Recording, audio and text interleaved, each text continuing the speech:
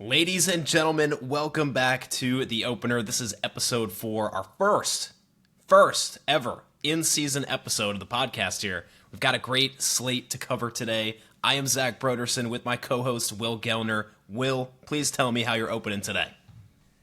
Brody, Taylor Walls is back. America's Ballpark's back open. Griffin Jax is a bum. Yanni Diaz might win MVP. Rays baseball's back, baby. We're back. This sounds everything's back. Everything's right with the world. Man, this is gonna sound so crazy. I had this thought. I had a huge drive. I went to the home opener, which we'll get to here in a minute. I had a huge drive back, and the thought occurred to me multiple times in the car today. Taylor Walls might be the straw that stirs the drink for the Tampa Bay Rays. Like, I'm sorry. I know that is just... It's just when he's not there, it is so noticeable. Like, I swear, it's just something about having him at short. We'll get into all that, and more here on the opener. But man, it's crazy. It's crazy. He's the franchise. I mean, junior this, junior that. Someone has to say it, right? Someone has to. Yeah. Yes.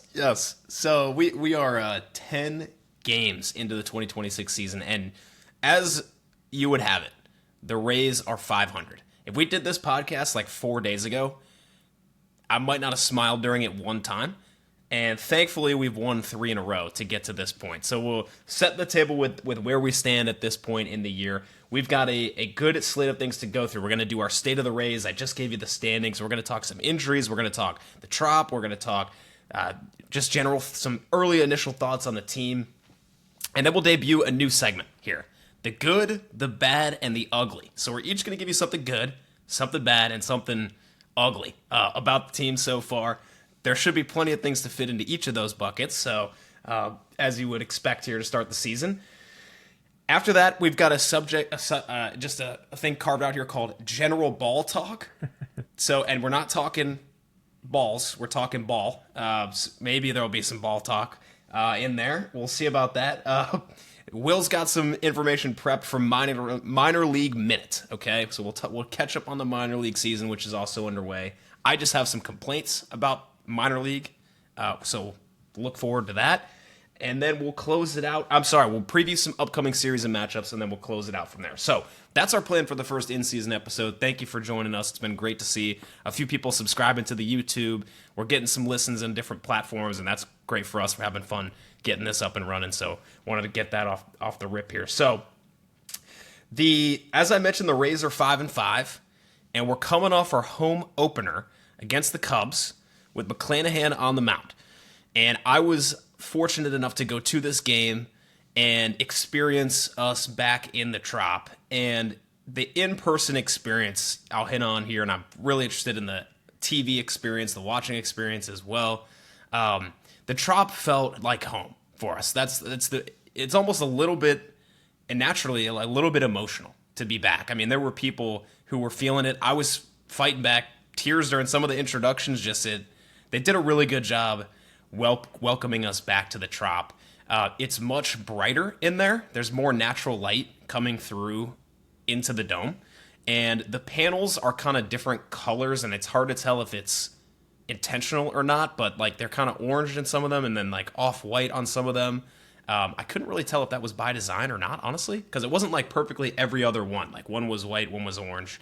Maybe I didn't see it right. They're supposed to get bleached as with the sun as it goes on. Okay. So that's their original color, and then as time goes on, they should go back towards that Tropicana dome white that we know.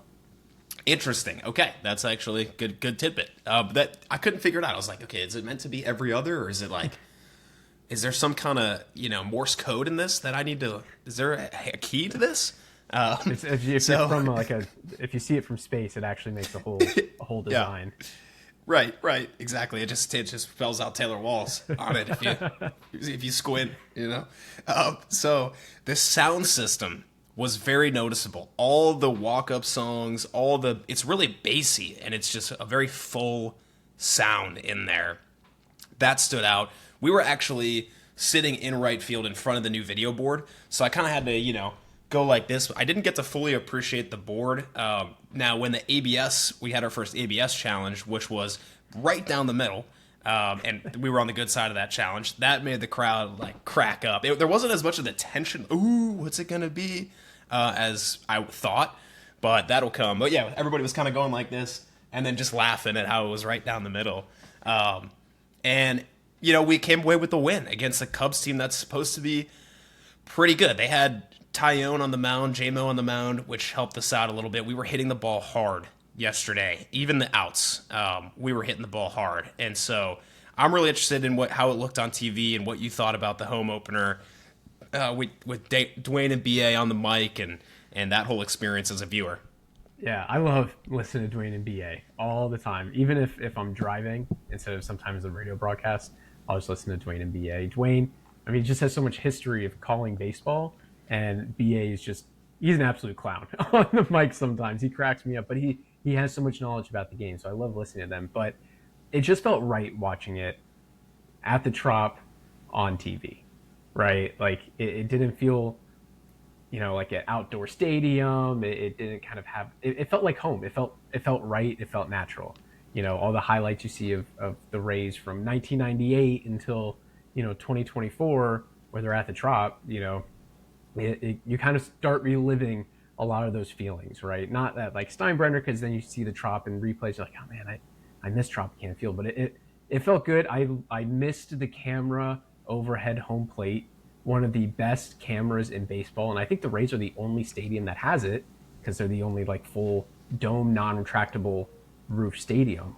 So, if you've never seen it before, it's just a camera that's over kind of that circle around home plate. And it's really, really good for plays at the plate. That's when it looks the best. We see some beautiful swings off of there, kind of the overhead view of it. But they also have some other stuff, right? They had the drone that's flying around inside of there. Yep. You probably saw it they had a caution. They said, everybody be warned, this drone does not have missiles on it. And no, it's just be warned, there's a drone flying overhead. Yeah, so the drone is cool flying around, and even on TV, it looks much brighter. And just the feeling of the Trop, the plays. I love how there's a little bit more foul space compared to watching at Steinbrenner. But it, like you said, you're watching the pregame stuff on TV, and it's kind of like bringing tears to your eyes a little bit, because you don't realize how much you miss the Trop until you don't play at the Trop, and then you're back at the Trop. You're like, it's like Taylor Walls. It's like Taylor Walls. You don't know how much you miss it until it's gone. And you're like, wow, God, I love this place. I'm starting to get emotional again. I mean, yeah, it was very bright in there. So they redid the sound system and the lighting system, and they tried to show it off at a certain point, like in a break in like the second inning, and it didn't quite come through just because I think of how much light from the sun was coming in. So I think the night games, actually, as the sun is setting, it'll be interesting to see if you. Because the game was so quick yesterday. It was like 2 hours and 20 minutes or something. And it wasn't 1-0, and it'll be interesting as the sun is setting. But at night, I think the light show will come through better. The home run horn, we got to hear that 3 times, which is super fun. And it was great to be back. It was a fun trip for me with my family, and it brought back so many memories. Just going there as a kid and growing up in the area, it was pretty cool. So that win brings us, we're on a W3. We've got 3 wins in a row, coming off 2 from the Twins and then that first one from the Cubs. We're about 30 minutes away from game 2 here as we're recording this of the Cubs, with Rasmussen out for his wife going into labor, which good a reason as any. When you first read a headline of Rasmussen scratched, brain starts swirling a little bit, but thankfully it was for a very good reason. It's a little like clickbaiting, like Rasmussen scratch, wife's going into labor. Like, okay, yes. That's okay. Yeah, so we're all good. Yeah, congrats on that. It's good for them, and we've got a kind of a bullpen game going tonight between Englert, Gomez. So we're gonna see something. You actually could see in the first game back in the Trop, I think. Especially, there were some runs given up. I think 2 runs given up by relievers. I know Shaw hit a homer in the 9th. It was a rocket, by the way. That Matt Shaw homer in the 9th was a piss missile, dude. It was insane. It didn't get more than 12 feet off the ground. But other than that, I think they snuck another one in there. But you could see immediately we start pitching in the Trop and the bullpen's better.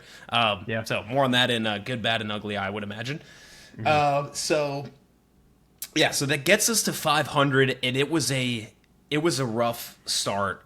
Maybe we'll do just like a little bit of general talk, just like kind of getting you up to speed. I'm sure if you're listening to this, you've probably watched every second of every game, and you'll agree to maybe disagree on some of our points. But it was a really rough start to the year for the Rays, and we were just looking. It was unbecoming of the Rays at certain points, like. Some of the bullpen, especially the defense, was just shocking. Like, just truly, Junior was making bad errors. Carson looked out of his depth at times. Thankfully, we're not having to talk about Chandler Simpson because he's made every play and has, I think, 2 outs above average. He's like one of the top outfielders in WAR to start the year, batting over 400. Now some of the plays, it still looks like he's kind of a baby deer out there who's finding his legs. I have to say, like, it doesn't always look crisp, but he's catching the ball. So, he's making them. I mean, yeah, exactly. He's making the play, so I'm not going to complain about that. Mullins has looked. I'm a little all over the place here, but this will come together. But Mullins has looked good in center, and that was one of his tools, right? And then we finally got to see some power yesterday, which is the other tool that he's got speed too, of course. But we finally he's got his first homer across the board during the home opener, which was a game-tying 2-run shot that was right down, kind of right down the line. Perfect for Mullins to do that in the trop. That's a good sign. Yeah. I mean, we salvaged a really rough start to the year with 3 solid games in a row to get us to 500 and in second place miraculously. Yeah. Yeah, right behind the Yankees. It seemed very glim at the start of the season. I think I was talking to our buddy Tim, and I was like, man, because he's a Cubs fan, I was like, man, I would hate to wait all offseason long just to lose to the Nationals on opening day, or have this terrible game and get blown out. And then, a couple hours later, I watched, we watched the Rays give up, 7-8 runs in the 6th or 7th inning, and you're kind of like, oh, well, it's opening day, and then it continued. And then, they salvaged one game in St. Louis, but, that kind of still went to Milwaukee, right? They had some leads. They've had a lead in every single game that they've played, which is pretty good. I'd say that's you could take that away as a bonus at the beginning of the road trip, right? But, you see the defense unraveling, the bullpen doing the same stuff they were doing in St. Louis. And thankfully in Minnesota, they kind of started piecing it back together, salvaged the road trip, and then winning the home opener back at the Trop to kind of opening weekend, that 9-game road trip is kind of in the rearview mirror now, right? You're not, looking back, oh man, this sucked. This was like a terrible start to the season. They're 500 and they're in second place in the division. So, you can take some good positives out of that. Yeah, it feels really good to be saying that, honestly. Coming off that road trip where it looked like we could have been easily, 2-6, 2-7, 3-6, something like that at this point. The Brewers are always a good team, and I don't mind losing a series to them, but you would think going into this start, I'm like, okay, we've got the Cardinals and we've got the Twins, 2 bad teams right now, and projected for like 70 wins each, and to lose 2 or 3 from the Cardinals right out of the gate with just wild swings in those games, comebacks and then losses and bullpen meltdowns, but offense was leading the league in hits at that point. Everybody was batting 500. It was very strange, and thankfully we finish out that Twin Series strong. We get the home opener, which it was really meaningful to get that home opener. If the Cubs came in and beat us 10-1 in that game, that would have really hurt, honestly. And with Mac being on the mound, who I'm sure we'll talk more about in the general ball talk section, he had his moments, but that was a meaningful win. We're gonna look back at that in a couple months, I think, as being something. So for sure.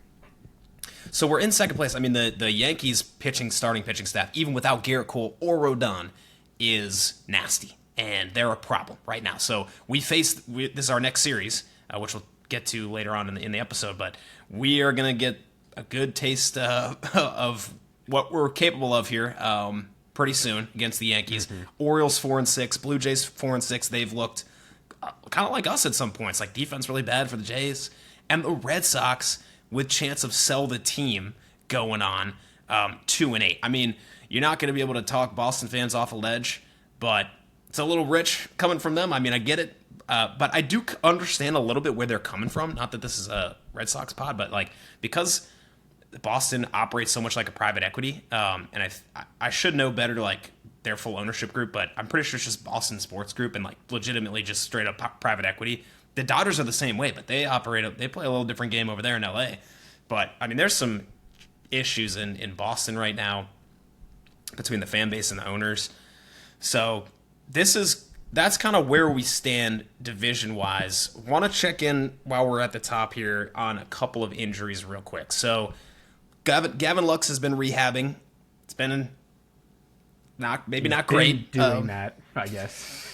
He's been trying. But you got to down remember, in Gavin Lux AAA. didn't have much of a spring training, right? He only played a handful of games. This is essentially his spring training.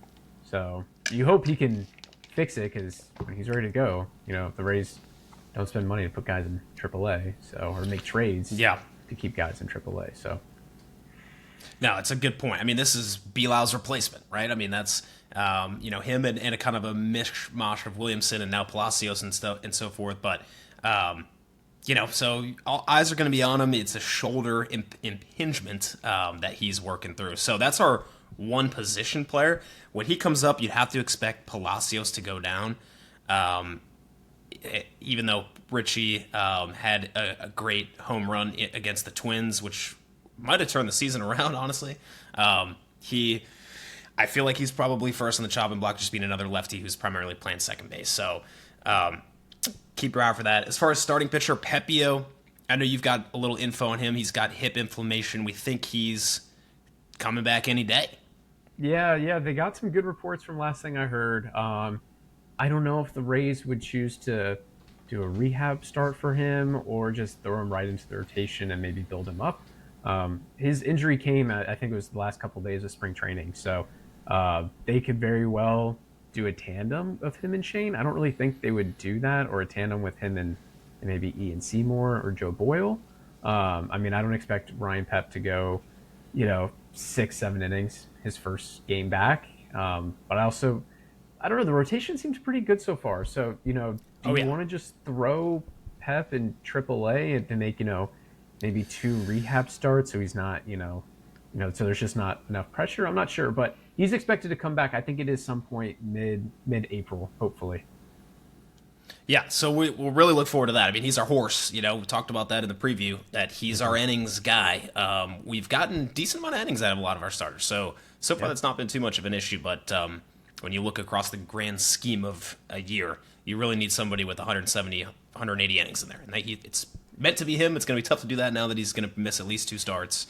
I could see him coming back up in any one of Englert, Biggie, or Kevin Kelly going down. And then you put Joe B back into the bullpen because he has just looked too good to not have involved at some point. I'm sure we'll talk more about Joe B here in a little bit.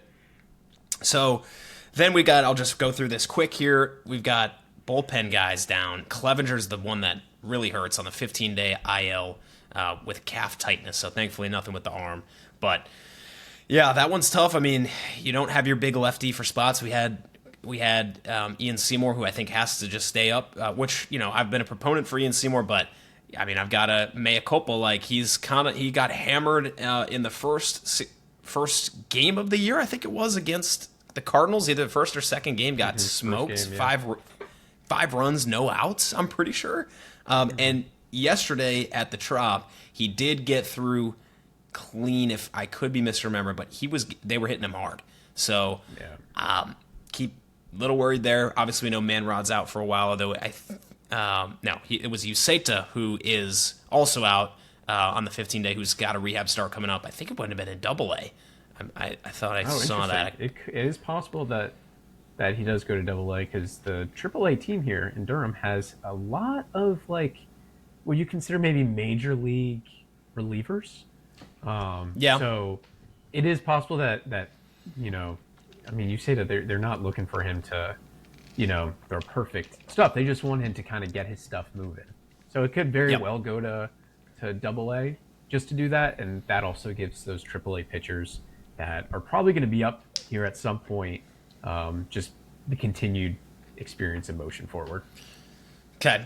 Yep. So we'll see. I mean, Clevenger and Usaita, especially two of the big three for us. Manrod, we know he's high leverage as well. So hopefully we get to see him soon. And then Steven Wilson, we still don't know what's going on there with back inflammation. So, okay, so I think that's state of the Rays for us. Getting us set here, 500 with some guys injured. I think we're all intents and purposes pretty happy with the start here. We're not 7-2, we're not 2-7, so that's good. And want to transition us to a new segment: the good, the bad, and the ugly. So this might mix a little bit with general ball talk, which is slated after this here. So I will give you the opportunity to kick us off here: the good, the bad, and the ugly. So I need one in each of the three categories here. You can take it any way you want. You could be player, it could be a joke, it could be a stat, whatever it is. So without further ado, Will, good, bad, and ugly. Well, of course, the good. I have to talk about it. His name is always just pouring out of my mouth. Gold Glove finalist Taylor Walls is back, baby. And like you said, he might be the straw that stirs the drink, right? You wouldn't think that, right? You look at a guy that hits 220 that maybe has like a 600 OPS. You're like, this guy doesn't do anything. But his defense is just so elite. And you really noticed it in those first 9 games, right? Even if other guys were making some errors here and there was a couple plays. And, I'm not going to sit here and bash on Carson. I'm going to talk about it a little bit when we bring up the minor stuff. But, there's sometimes balls that are hit to Carson Williams and you're kind of holding your breath a little bit, or kind of balls that kind of seem like routine plays that an elite glove shortstop should be making. And he just wasn't. But now with Taylor Walls, if I see a ball hit to shortstop, I'm fine. I'm not stressed and I'm not thinking about it. So he's a huge defensive boost for really any single team. But I think especially for the Rays right now with how their defense has been playing, I don't know if they still lead the league in errors, but they were leading the league in errors. It is an absolute huge boost for them.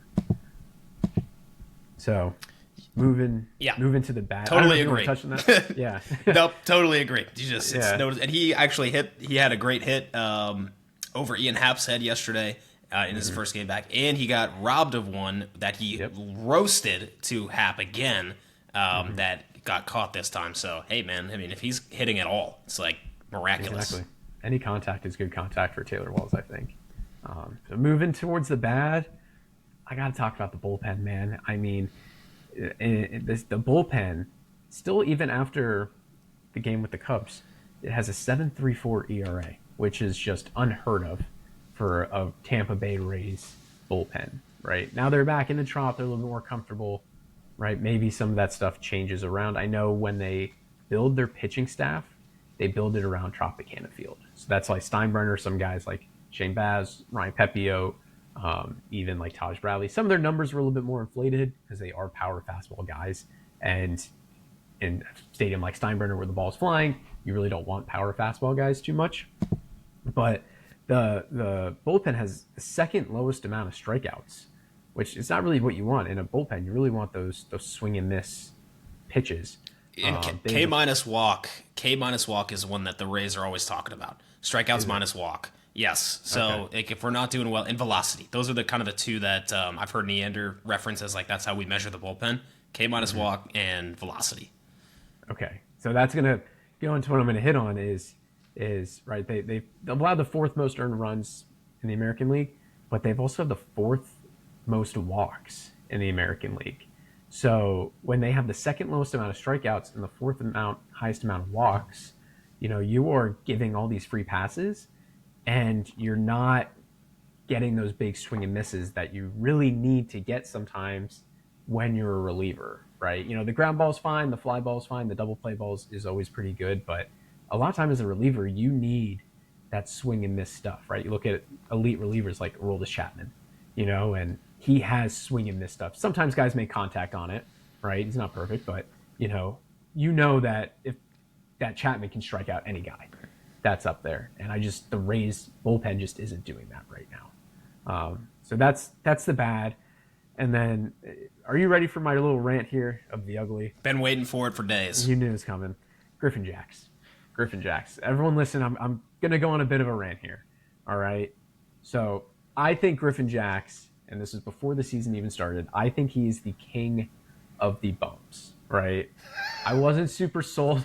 I wasn't super sold on the trade when it initially happened, right? I thought Taj Bradley, even though we talked about on the pod that maybe seemed uncoachable, was what went around about him. I still thought it was a little weird to trade this young, homegrown pitcher that had some stuff for a 30-year-old reliever that apparently also has stuff. I was just never impressed, right? I already thought he was bad, but I took a step back during the offseason, right? At WBC, everyone was talking about his stuff. His stuff's elite. He just got a little unlucky, right? Steinbrenner, and he's just unlucky.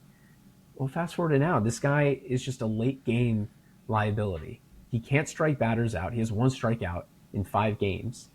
He has a whip of 2.5. And if you don't know what a whip is, it is your walks plus your hits per innings pitched. So that means every time this guy is on the mound, he's giving up at least 2 guys are on the base path, maybe even 3 every time he's up there. 2 or 3 guys are getting at least hits, right? So he's not pitching clean innings, and he's just really not a high leverage reliever, right? No matter how good his stuff is. So I decided to dive into. I could be talking, but I'll have some numbers to back this up, right? So I was telling you about some of these numbers that his career numbers in the 9th inning are absolutely atrocious. They are not good numbers. So in 38 innings pitched, opponents have a 279 batting average against him with an 808 OPS, and he has a 6.57 ERA. That's just in the 9th inning. That's not as a reliever. That's not career numbers. That is just when he comes in the 9th inning. So to me, he's not a closer. The 8th inning, maybe. The 7th inning, sure. The 6th inning is his bread and butter. So for whatever reason, Griffin Jax, I don't know if it's the part of the game, the lineup that comes in, he's actually an incredible pitcher in the 6th inning. So opponents have a 509 OPS and a 158 batting average against when he pitches in the 6th inning. He has a 2.41 ERA. These are just, again, his career numbers when pitching just in the 6th inning. And he has a 5.67 strikeout to walk ratio. So I don't know what it is, if it's just the timing of the game, maybe the part of the lineup that he's going against during that time. Now, the 8th and 7th inning, his numbers are 100% better than his 9th inning numbers. That has to be some of the worst numbers for a 9th inning pitcher I could even find. But for some reason, he's really, really good in the 6th inning. So I see, once Uceda and Clevenger return, I don't want to see Griffin Jax touch the ball after the 8th inning. I really don't want to see him touch the ball after the 7th inning. But, like I said, his 7th and 8th inning numbers are not as bad as his 9th inning numbers. But once those 2 guys are back, he shouldn't touch the mound in the 9th inning, because for whatever reason, his career numbers, I want to emphasize that part. It's not just this season. It's not last season. It is his entire career. He is not a good 9th inning pitcher. And I think that has to be put in stone and realize now that this guy's not going to be a closer for us. I think I got to give you a lot of credit. It hurts because I'm pro Griffin Jax, but you've been all over this. Like, truly, like I love looking at stuff numbers, velocity, all that, and being like, okay, this guy is good. Like, and those things check out for him, especially with the sweeper. You have been immediately like, nah, this guy's not doing it. This guy's not it. And you're right now. Like, I'm praying for a turnaround, but It's been really bad, and it's confusing, and it's hard with Taj, who, there's some emotions with Taj, and he's looked pretty good with the Twins so far. Yeah. Added velo. He had some quotes coming out that we never touched on this pod about like how he never looked at a game plan with the Rays until he got to the Twins. Maybe it's weird. It doesn't seem like the Rays way, but it felt like he just didn't fit with the team for like it. And I heard that he was potentially uncoachable, and like the Rays were trying to get him into other pitches and maybe different mechanics. I'm not sure, pitch shapes. I don't know, changeups. Also, everything that he throws is hard. I know this is not Taj Bradley minute, but he doesn't have like a 80. Like the slowest pitch he has is I guess he has a curveball every now and then. But anyway, I was very excited about that trade when it happened. We had pitching depth to move off of with Taj if it wasn't working out with him, to get a much needed high leverage guy, we thought at the time, but it looks like he's not. And it seems like early signs show that Brian Baker maybe our closer, which I'm totally cool with Yeah. that. And he's got a little more, FU in him that Griffin Jacks Yeah. doesn't always show, Big and I FU. like having a Yeah. little bit of FU in my closers. Like I mean, Give Wide some Eyes goggles, Pete, man. like, yeah, Give him some imagine, goggles. imagine what he could do then. So it seems like he's our closer right now. But at the same time, Kevin Kelly's gotten saves, so it's like, who knows what's going on? And closer by committee was what we heard this year. That's kind of how it's been. But I can see Brian Baker working his way in as de facto closer. We'll see with Duseta and Manrod. Manrod's a really good fireman because of his ground ball rate too. So we'll see, but that's not for a ways out. So yeah, I mean, you're right. It's ugly right now with Griffin Jacks. He's cursed in a Rays uniform. The defense has not helped him at all. So yeah, I'm with you. Good, bad, and the ugly. Okay.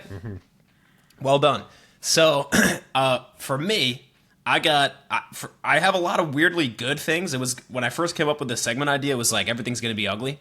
But I mean, I don't know. I think I have to do 2 on the good. I can't help it. Number 1, I need to apologize to Nick Martinez. He's been good. He's been good. He's been good. I mean, there's just no other way to put it. Great game against the Brewers, and then great game against Twins. One hitter against the Twins for, I think he went 6. He might have even gotten a little more than 6. So he's looked really good. And people always say spring training stats don't matter. I generally agree with you, right? But we've never seen this guy before in a Rays uniform, and he sucked. He sucked ass in spring training, like really bad. So like, sue me. I mean, I'm gonna make takeaways from that. Like, it looked bad. I mean, I'm sorry. Like, if you got a problem with that, you can come at me. I mean, it was awful. But I need to apologize directly to him, Nick. I'm sorry. You seem to know what you're doing out there. The changeup's been excellent. He's a fun pitcher to watch in the way of just, you can really clearly see what he's trying to do, and he has a good execution rate. If he wants to throw a cutter down and away to a righty, he throws the cutter down and away to a righty. Very rarely is he going to miss over the plate. The changeup, like I said, has been excellent. Neutralizes lefties very well. Probably his best pitch so far.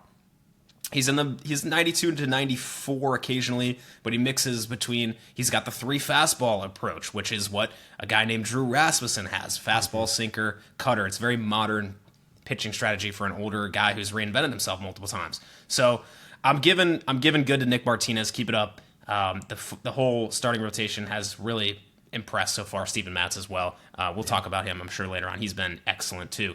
So yeah, I mean, that's my good. I've got to shift some things around in the bad and ugly. I was also going to go bullpen, which is just makes sense. So you covered that as well. I'm going to give you a mix of bad and ugly. I'm failing my own segment right out of the gate here. I'm trying to curveball this in. This is your segment. You can do whatever you want. I know, dude. Well, yeah. All right, you're right. Yeah, screw it.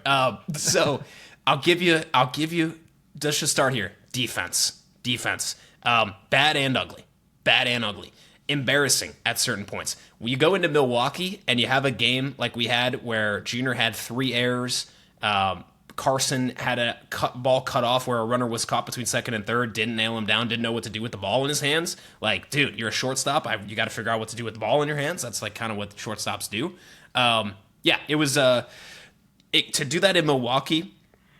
I could just feel their front office laughing at us and like Pat Murphy laughing at us because that's a team that is the Rays of the NL. And it's just like when they're just playing flawless defense and like doing everything right and we're out here making a fool of ourselves.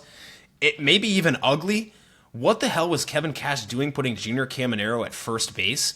I mean, I get that you pinch hit for Aranda and you can't just, you don't want to lose your DH spot with Yandy. Like, I understand, but you have Ryan Valade who played first base at times in spring training. Junior did not. If he did, I totally missed it. But I don't think he had a single inning or single pitch at first base. I think they did this once last year at Steinbrenner, and it went similarly bad. So if you're going to put Junior Caminero at first base, let's have him play a little bit of first base before we do that, because it was rough. And credit to him, he's made a couple good throws in the last couple of games because he was throwing shit up the line. I mean, the guy it was rough for as much as we heard about his defense. When we talked about his extension, and I talked about, I think we got to hit on this now for us because he's only going to get better at things like plate discipline and defense.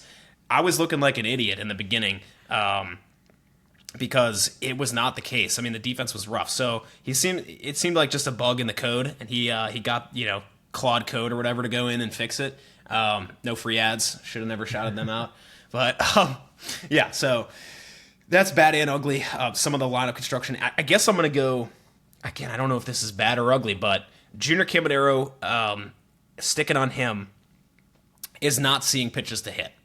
And maybe it's even leaning on good and ugly, because he's actually handled himself pretty well, not chasing too bad. You could tell moments where he's gotten frustrated, which I understand. Some of the lineup construction, I think we're having fun mixing things up, but like, I'm not sure we know what we're doing with this lineup yet. At times you have Chandler Simpson in the 3-hole with Caminero behind him. And then yesterday we had Caminero in the 4 with Chandler in the 5. It's an interesting thing going on. Like, there's no protection for him unless you put him in the 2 with Aranda behind him. And I don't think that makes sense to put Junior in the 2. He doesn't have the on-base ability yet for that. He's much better in the 3 or the 4, which is where he's been mostly, in the 4. So, yeah, I guess that's like good, bad, and ugly. Like, just he's not getting opportunities. He seems to be handling it okay, and he's going to have to, this is going to be a really interesting year, regardless of the Rays' record, to watch Junior Caminero from many different perspectives. We've got the defense to talk about, but it's also like, how is he going to manage the adjustments that pitchers make to him, which primarily seems to be just not throwing him any strikes. Yeah, and to kind of touch on the whole Chandler thing, Kevin Cash said, we know there's talk about Chandler maybe being the ideal, top of the lineup guy, but, he's not there yet.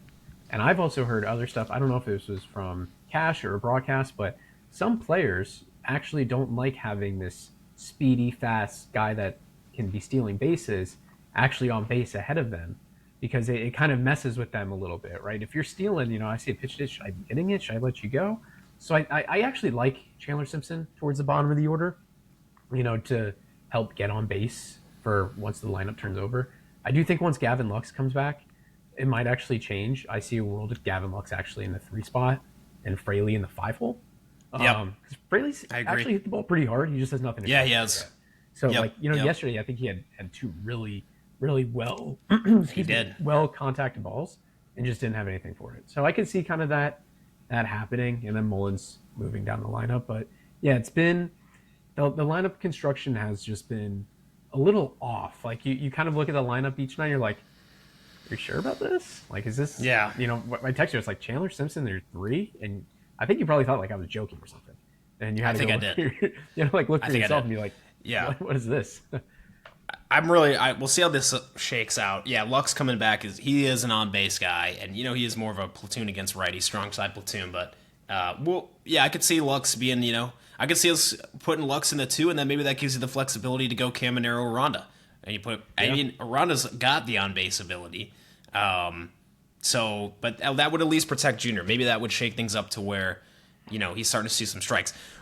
Before we move on, one interesting thing about changing the lineup every day, and I actually this might have just clicked for me right now, is you can really F with your opposition's game plan going into the day.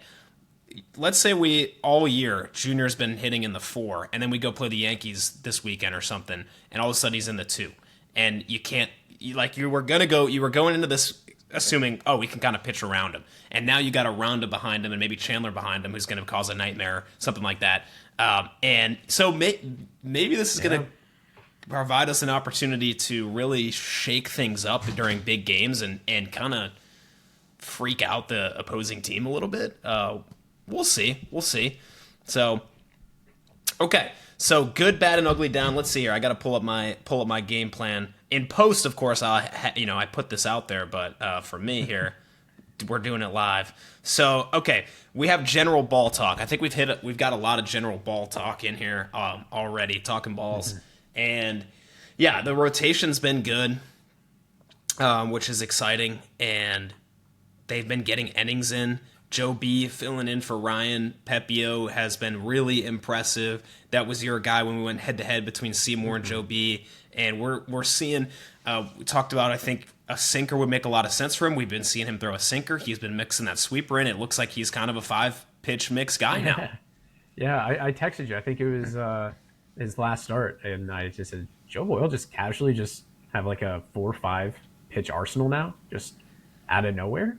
And you can see the difference with him. He is absolutely like, I don't know if it's also like a confidence thing or if it's just a maturity thing or what, but man, I used to, when Joe Boyle would pitch last season, I would think, this guy's probably going to walk a whole bunch of guys. Like, let's see how long this goes. And he is a shutout pitcher. So it makes me think that someone is possibly on the move later in the season, to give Joe Boyle more time. Or I don't know how they're going to do it because they have so much pitching. But you look at a team like the Blue Jays, who's starting to become very thin on starting pitching. I'm not saying the Rays would trade anyone to them, but now you're like, oh, well, I guess it's good that we have this abundance of pitching, or else we can end up like the Blue Jays that has, I think 3 or 4 pitchers, starting pitchers, that are on the IL. Yeah, So, Max Scherzer's all of a sudden yeah, in that rotation again. yeah, yeah, exactly. So yeah, and then Matz has been great. He's throwing more sliders, and he just looks really good. I mean, he's a veteran, similar to Martinez. Like, the guy knows how to pitch, so he can be independent. You don't need to hold his hand, and it looks like he's taken to some of the small changes that the Rays have recommended to him with the slider, especially. So yeah, I mean, I'm really happy with the starters. Let's get Pepio back in here. Let's stay healthy. McClanahan, we were just talking about how stuff is, when it comes to Griffin Jacks, it's kind of funny. You can't really throw your stuff. Well, yeah, you can. How do I put this?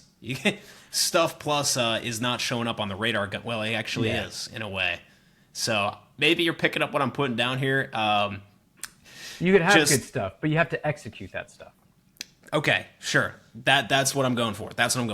So McClanahan, the fastball, I'm really tracking this. Like, hey, it's only positives right now at this point for McClanahan. The guy's back.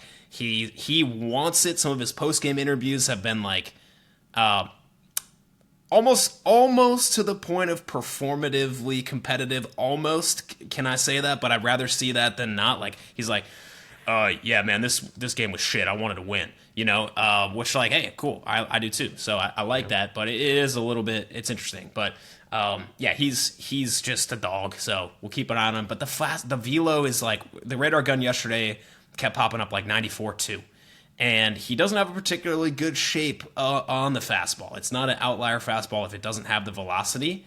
So, and when you pair that with the fact that he was really struggling to find the zone, they had the bullpen warming up in the second yesterday. Yep. He managed to get through 4, but it was, it was a little bit spooky. So keep tracking McClanahan. Taylor Walls, I think we've hit on him a lot. I mean, it just makes such a shocking difference when he is playing shortstop. Ben Williamson has looked good, and I think it's going to be kind of tough for him because he's played, I think, every day. Maybe he sat once or twice for Palacios, but like, he's turned into a guy that's playing a lot, which we predicted going into this year. The thing is now, when Lux comes back, Lux is going to get, I think, the majority of at-bats against righties, and that's 70% of pitchers. So Williamson quickly finds his way on the bench with Walls here, and it's going to be a little more sporadic playing time for him, which I don't love it. I mean, there's no other option. It's good for our depth of the infield because we talked about this in our season opener. Like, once you get past like Carson Williams, who we're going to talk about in a little bit, like, what the infield depth is. Like, are you already going to a Yadier Arenamo or somebody, Gregory, I forget the last name, Barrios maybe? Barrios, yeah. So, like, yeah, it gets a little thin. So it's good that we have Williamson. I just feel bad that he's going to be on the bench a lot now once Lux comes back. You got any other thoughts, just general ball talk? I'd love to touch a little bit more on Shane. He said, I think he's so tired now of, the talk from spring training and early on in his starts of, oh, Shane McClanahan hasn't pitched in this many days. And I think, he's like, I'm not a feel-good story, right? I'm a pitcher that I'm good to go, right? I've had some injuries, but I don't want to be a feel-good story, right? And he's come out and said that, he said that after the last start, and he has had some issues with the command, and I think that's because he's relied so heavily in the past on his fastball, but he can't really do that as much. So now he has to be throwing the changeup and the slider. And, when you're already having off command and you start throwing some of these off speed pitches and breaking balls, it's kind of tough to locate him. So his slider is probably tough for you to see because you were actually at the game. But on the broadcast, the slider was never kind of getting to that depth of at least the height to drop that he wanted. It was never even getting into the zone, and he was trying. Everything was in the dirt.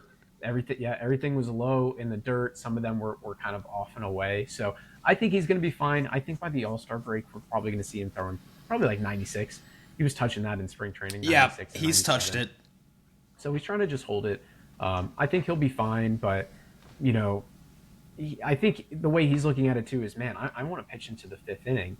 So he's trying to be as efficient as possible out there. And you know, when you're a pitcher that had two elbow surgeries in your career now, you just got to go out there and do what you can, right? You shouldn't really be in your mind of being as efficient as possible. Just limit the walks. And then to touch on Ben Williamson, we've kind of covered a lot already, but you know, you've dubbed him on the podcast as 2018 Joey Wendell. And every time I see this guy play, that is all I think about now. If you just take the batting gloves off this guy, this is Joey Wendell. Like he's a right-handed Joey Wendell. You need to squat a little bit more. Let's squat a little more in the stance. Yeah, but he has looked so good, and yes, he's probably going to go in a little bit more of a platoon role once Gavin Lux comes. But we're going to see him probably a little bit more than we expect. I think he's going to be a defensive replacement at third base for Junior, at least in the beginning of the season, kind of what we saw last year. And you know, I don't know what Gavin Lux's defense is exactly like. Average. Is it better than Brandon Lau? Yeah, I could see Ben Williamson coming in to play some second base if needed. This is the Rays. Ben Williamson is somehow going to end up in like right field on some random Sunday 1:00 game. He's going to be at first base instead of Junior in a pinch. So probably. So overall, you know, Shane and Shane will work out. I'm not really too concerned about Shane, and Ben Williamson is probably the best addition this team has gotten this offseason. Yeah, you know, they could actually, now that I think about it, this is crazy to do this early, but when Lux comes back, like, you could cut Valade. I don't think they would, but like, we haven't seen a ton of him. No, now he's more for facing lefties. He's more for facing lefties. It's too early. It's too early to cut him. I don't know what I'm saying. We're going to see more of him, but so I think just moving us to minor league minute, Carson Williams. So let me start it out with this way, okay? Because we got to start with him when it comes to minor league minute. We'll get to a lot of the other guys. I watched the Sunday night broadcast for Cardinals Tigers, and batting leadoff for the Cardinals is J.J. Weatherholt, who Rays fans we all know now, and batting second for the Tigers is Kevin McGonigal. So these are a little more bona fide prospects than Carson really ever has been, besides some times when he's flashed a little better at lower levels. I'm jealous. Watching other teams' number one prospect come up and immediately be maybe one of the best hitters on the team has me a little jealous. I know that's not necessarily what Carson's skill set is at this point, but man, it's just been he's so young and there's so much time. I just start to worry a little bit about Carson. Like, we didn't see any pop. It seemed like he's caught in between a contact and his former power approach, and I think he needs to search within himself. What kind of hitter am I? And who am I going to be? And commit himself to that. That's really all I have to say on the offensive side. On the defensive side, where is the confidence? Like, you're a minor league Gold Glover. You should want the ball coming to you. Let me analogize this a different way. In golf, okay, I was like, golf is such a mental game. You can draw some good comparisons. There's famous books all about the mental game and about this certain sports psychologist named Bob Rotella, famous golf sports psychologist and other sports too. He has worked with many players in the past and players who have bad short games. So maybe you could think about that as the defense. Like, your chipping and putting in golf is almost like your defense. And then, like, your iron play is like your offense. Your driving is like your offense, right? The thing that he always says is when you get when you miss a green and you have the opportunity to chip, okay? Coming back to baseball, when the ground ball is hit to you, right? You cannot be afraid. This is a moment where you have to say to yourself, I can't wait to show off. I can't wait to show every MFer in this stadium, the opposing team, the guy who just hit that ball, myself, Kevin Cash, how good I am. And it doesn't seem like Carson. He's so young, and it's like, you know, it's weird like having athletes younger than me, you know, like often now, just getting older. But it's like, dude, you have got to, I need to see your swagger and your confidence. Like, be that guy. be that guy. And we need to see that in AAA. And that was the rant I wanted to get off my chest, is I'm jealous of some of these other teams' top prospects just immediately being impactful, whereas it hasn't worked out for Carson. And as much as we both are shining on Taylor Walls at this point, I don't know, what the path forward seems a little longer than we thought with Carson. Yeah, unfortunately it does with Carson, right? You know, you look at the Pirates and they have number one generational prospect in Connor Griffin, who plays shortstop. And then you look at, you know, even the Cardinals, you know, they have Mason Wynn, who maybe started a little slow, but now he's a Gold Glove winner at shortstop. And, you know, I think the Carson effect wore off after game 2. You know, there was his first game, you're like, oh, yeah, Carson looks good, beating out that you know, kind of hustle double. And then, you know, the scoring from first, you're like, oh, Carson Williams, he's got it, right? And we talked about it on the pod, man. It's not like this guy had to do anything crazy. He had to play just solid defense and hit 220, right? He had to recreate Taylor Walls, essentially, and be maybe a little bit better. With like a couple home runs. Yeah. You know, he did have the one that went foul, which probably changes the story a little bit on Carson Williams, but it went foul, so it didn't count, right? So, you know, I think with him is, you know, I think his big issue is he got optioned back to Durham in spring training, and then Taylor Walls got hurt, who probably came back a little bit sooner than expected, right? And maybe cut Carson's chance short, but it was also possibly needed. But anyway, what I'm trying to go about is, you know, he wasn't ready. The Rays didn't think he was ready. He was going to spring training. Yeah. And this reminded me of 2023 when, or maybe it was 2022.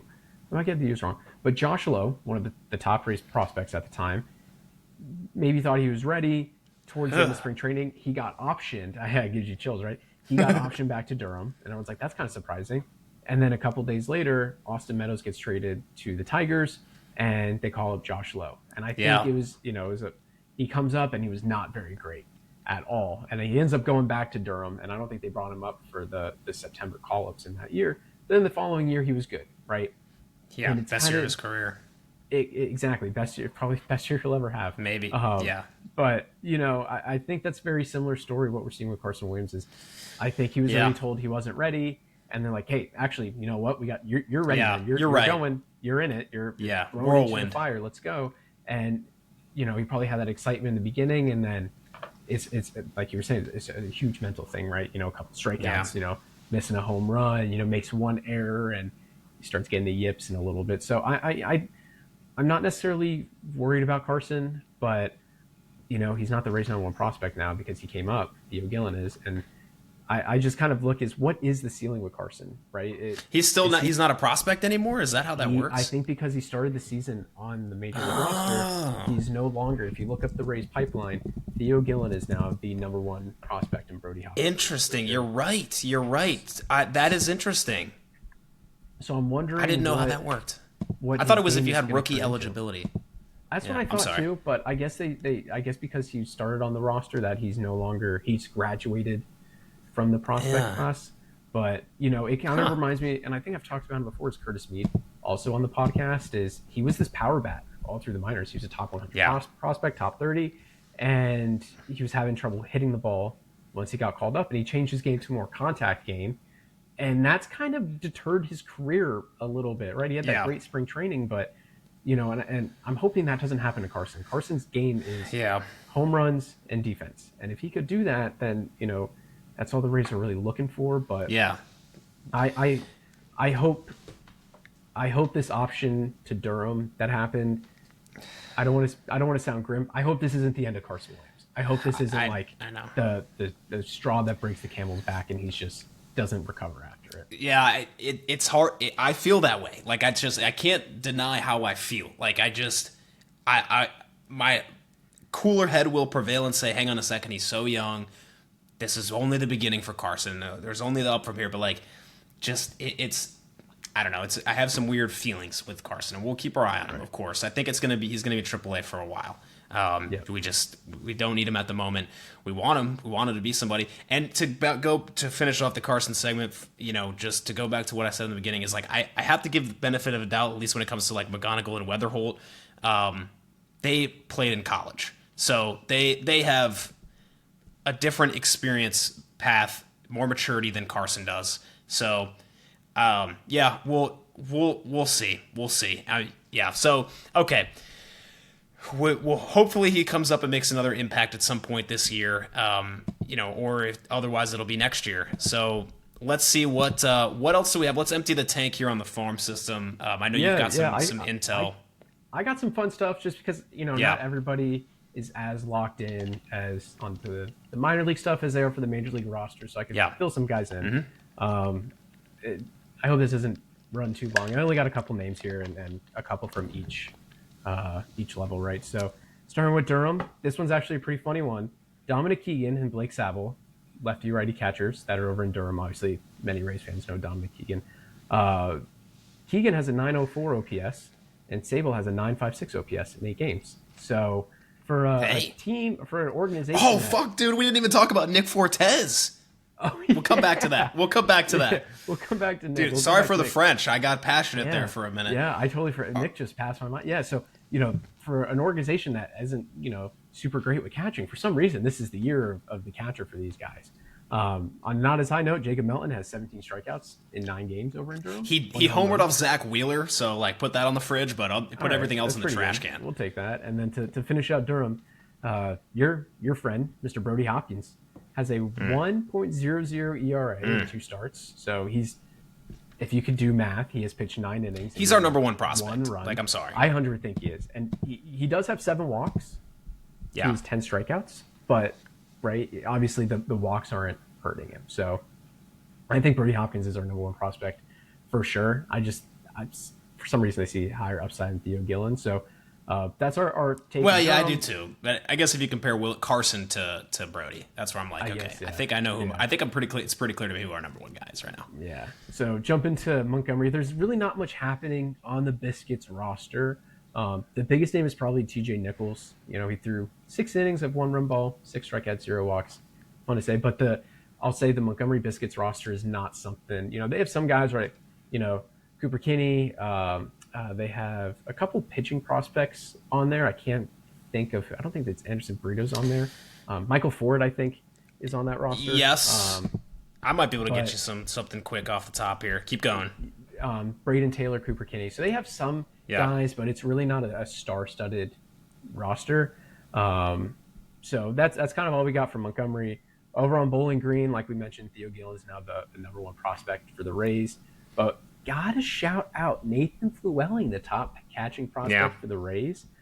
He went yard. He has 5 RBIs in 3 games and a 1.067 OPS, which is, I would say, that place. Then the Charleston River Dogs, probably the most talented roster. The fellas, the kids that just came out of high school. The dogs. And they are just dogs. They're 18 years old and just having the time of their lives in Charleston. So hold your horse a little bit. Slater DeBron has a wrist injury, so he's yet to play. Daniel Pierce is probably the rapper, noted rapper. I'm sorry, I keep cutting you off. Noted rapper, Slater DeBron. Yeah, he's got his mixtape dropping. So he's finding time with all that injury that he's got going on. But Daniel Pierce is probably the biggest name on that roster, obviously. But out of the Rays' top 30 organization prospects, 8 of them are on Charleston River Dogs, which is more than any of the other levels, more than at Durham, more than rookie ball, single A, double A. So this is a very fun team of young guys to watch if you're a Rays fan. Are all of them going to make, the major league roster and be, amazing players? Probably not. It just doesn't work like that. But if you are a Rays fan and you want to watch some minor league ball, go watch the Charleston River Dogs, man. They got, some names that you're going to see them and you're like, hey, that is somebody I should probably keep my eye on going forward. I think you're right. There's some exciting guys here. You know who's here that I think is going to move up quick is Brennan Summerhill, because A-ball versus this guy being a college 3rd rounder for us, 2nd rounder. You got that one off the top of your head? 3rd rounder, no maybe? idea. One of those two. He was an early pick like that. I'm expecting him to move up pretty quick just with his experience. But there's some fun guys here. You got a IMG guy and Dean Moss, who I think was a 5th rounder. I actually remember watching. I got deep in a rabbit hole of high school YouTube highlights at around draft time, and I just remember I would always see him because he's got a really unique batting stance that is recognizable. And when they picked him in the draft, I was like, oh, I know this guy. Yeah. So great report. Thank you for being tapped in on that. And yeah, I mean, we forgot to talk about Nick Fortes. I almost feel like Yeah. I think I disrespected the guy. Like, how did he not make it in my good for good, bad, and ugly? Fortes, credit to us. Credit to us. You know, there's moments where we will come down and kneel down and apologize. But we want to apologize to absolutely nobody because we were in on, I think, this catching duo. I think we were in. I wanted to see what Nick Fortes can do, especially Fiducia's been chomping at the bit for his opportunities. He's going to get less playing time than Fortes, which I think is right, but signs look pretty good so far. But Fortes, the one that's really sticking out to me, I mean, he roped a double yesterday at the home opener, smoked it down the line. But the one that sticks out for me is that go-ahead double into the right center field gap off of Trevor McGill, who is disgusting. That might be the most terrifying guy to face, like besides Chapman. Just wacky pitcher. And that ball was like 6 inches up and out of the zone, and Fortes just slapped it. Dude, he's awesome. There was something that came out about how he always did BP, and it was, I might get this slightly wrong, but you know, mom or dad would always throw it high to him, and that so he loves high pitches. And I just like, that's such a good tidbit that you get throughout the season. I love Nick Fortes. I love this guy. I mean, he's awesome, and he's like a real kind of. He's got like a little bit of low key swag to him, but he's also very, you know, hey, how you doing? Yeah, I felt like we had a good game plan today, and you know, he's just got like he's kind of. Yeah. You know, I just he's want to talking chill shit to the batter. When the batter's coming in the box, you know he's talking. Oh. You know, when he's challenging pitches, he's like, "You're out, buddy." Yeah, you know, but like super quietly. Yapping. Yeah. Like nobody else. Like, who the hell said that? He's never gonna get caught on a hot mic like Matt Chapman. Yeah. Catch the fucking ball. Yeah. Exactly. Yeah. So I mean, Nick Fortes has been awesome, and yeah, I think we nailed it. I think, you know, we're still, if you made it to this part of the podcast, like, thank you very much for joining. We're working out how we want to do things during the season, and maybe taking a look at going weekly here and catching up for an hour or so. Yeah, talking ball. Yeah, I mean, I'm happy with where we're at. Let's see how we do against the Cubs tonight. I was peeking my head over there. It looked like, I think it was tied through 2, so we'll see how this series goes against the Cubs before we take on the Yankees. So we guess looking, not doing too much on this segment, but just looking ahead. I mean, the main series we've got to circle is the Yankees, and that their pitching has been excellent. And can we put anything up against that pitching? That's your 3-game series against the Yankees. Friday, that's our weekend series, Friday through Sunday. At home, and then we go to Chicago. Then we go on road for 2. We've got a good run here again. So we go after the Yankees. We go Chicago White Sox, Pittsburgh Pirates. Circle that one. Yep. That's going to be interesting. Reds at home, Twins at home. So good opportunity for us to get on a good run between these teams. Besides the Yankees, and I think. It's so early still, but I would like us to be, a couple games above 500 when we're done with that Twins series. That would be my target for us. So we'll see, and hopefully Pepio is a factor in some of these games pretty soon here. Anything else you got before you take us to the closer here, Will? Yeah, this is a month that the Rays need to capitalize on, because you look at the rest of their schedule and every team plays each other at some point, but sometimes how they're lined up are pretty tough. So.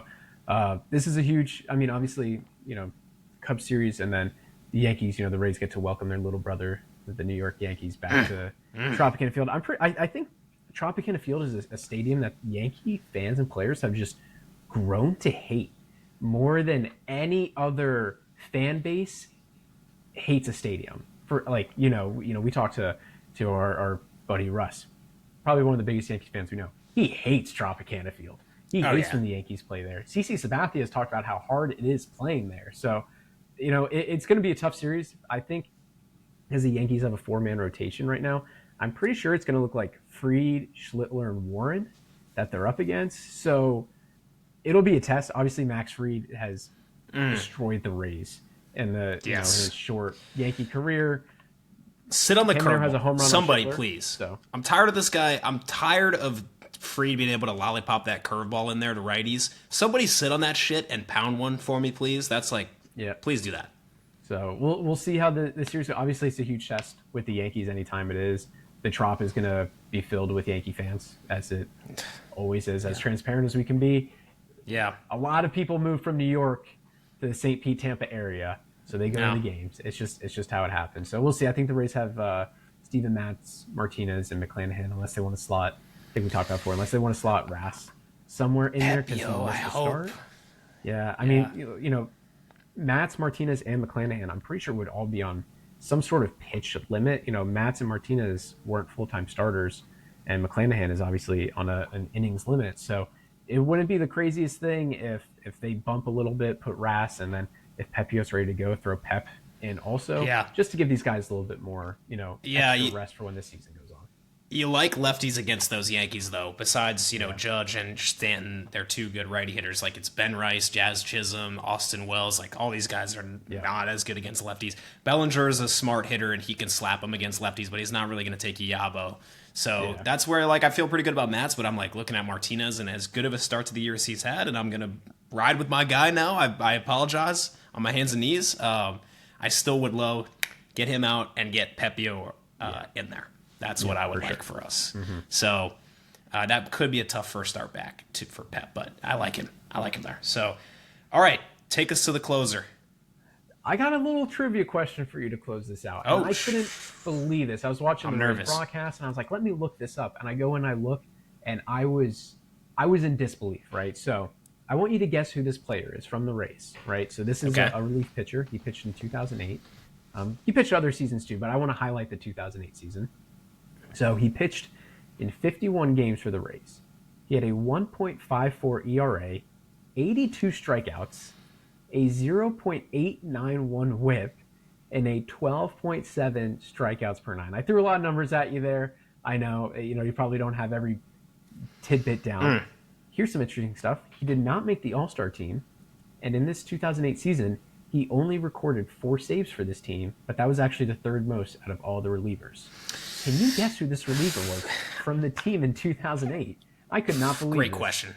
This is a great question. I could look like an idiot, or I could look like a genius at some point in this segment. So the strikeouts are where I'm doubting myself here. But can I start with Chad Bradford? No, not Chad Bradford. No. Okay. Not Mr. Moneyball. Is that not even close?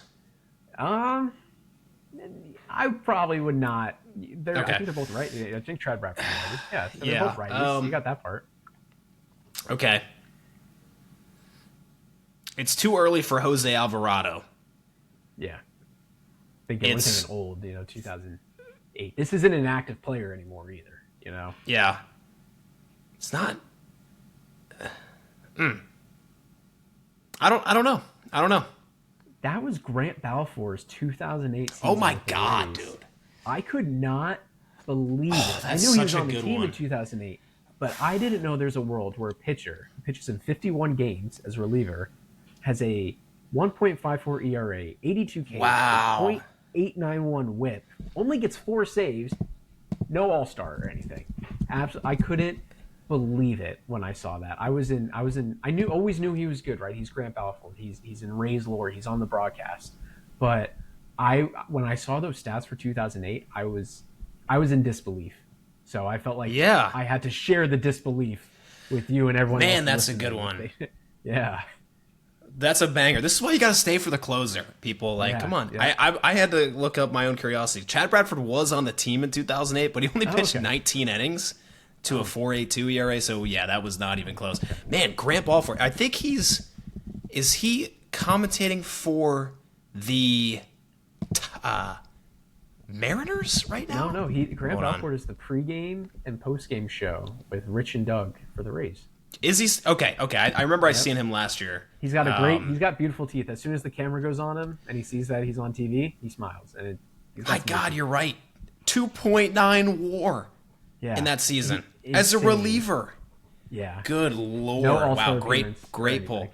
2.87 ERA plus. 2.87 ERA plus. Yeah. He was 100. He was 280. No. 187% better than an average reliever. I think I'm getting that right. I don't know. It's a big number. Let's go with that. Absolutely insane of a season. That probably does not get talked about enough. I'm really glad you illuminated that. That's really good. That's a really good one. Great poll. Okay. Well, on that note, thanks for listening to episode 4 of the opener. We'll see how the Rays do in this next week, and you can expect to hear from us here soon. That's a wrap. Peace.